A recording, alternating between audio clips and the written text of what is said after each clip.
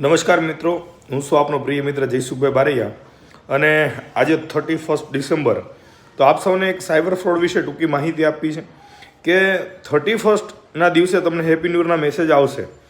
તો એ happy new યરની મેસેજની સાથે સાથે કોઈ એપીકે ફાઇલ પણ જોડી દેવામાં આવશે, જે તમે ક્લિક કરશો તમારા જાણીતા દ્વારા સેન્ડ કરવામાં આવી છે. તો એમની અંદર એવા પ્રકારના વાયરસ છે જે તમારું બેંક અકાઉન્ટ, તમારી મોબાઈલની તમામ પ્રકારની પ્રાઇવસી પેલી કરતી હોય છે. તો ચોક્કસ એકબીજા ધ્યાન આપીએ કે આપણે ક્યારેય એવી ખોટી ફાઇલોને ડાઉનલોડ ન કરીએ અને આપણે એમાં આનો ભોગ ના બનીએ. 31 છે, નવું વર્ષ છે, ટ્રેનિંગના મેસેજ આવતા હોય હેપી ન્યૂ યર, તો એવા કોઈ પણ મેસેજને આપણે જાણ્યા જોયા વગરના પોતાને એક્સેપ્ટ ના કરીએ.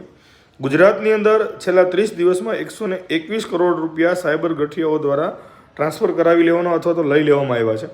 તેમાં સ્ટેટ સાયબર ક્રાઇમની જે ટીમ છે એમની સજાગતા અને એમની પ્રખર મહેનતના હિસાબે 17.5 કરોડ રૂપિયા જેવા રોકવા પણ આવ્યા છે, પાછા પરત પણ મેળવવામાં આવ્યા છે. એટલું બધું કામ પોલીસ કરવા છતાં પણ આ સાયબર ક્રાઇમ અટકતું કેમ નથી?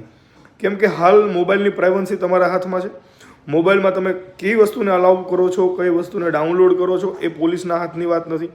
એટલે તોય પણ પરમિશન તમે આપો છો, કોઈ પણ ડાઉનલોડ આપો છો, કોઈ પણ સાયબર ફ્રોડવાળો એ મેસેજ પેલી ફાઇલની અંદર મોકલી આપે છે, એમાં કોડિંગ કરીને મોકલી આપે છે, જેના લીધે તમારા મોબાઈલના તમામ પ્રકારના ડેટા, તમારા ડિટેલો, તમારા ઓટીપીઓ બધું એમની પાસે જતું રહે છે.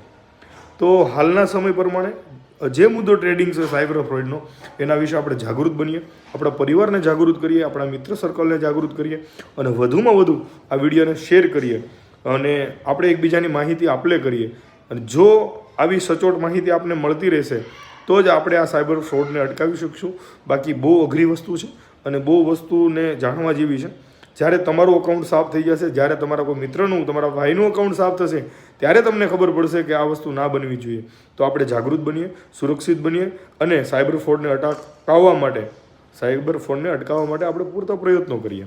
અસ્તુ. જય હિન્દ, જય ભારત.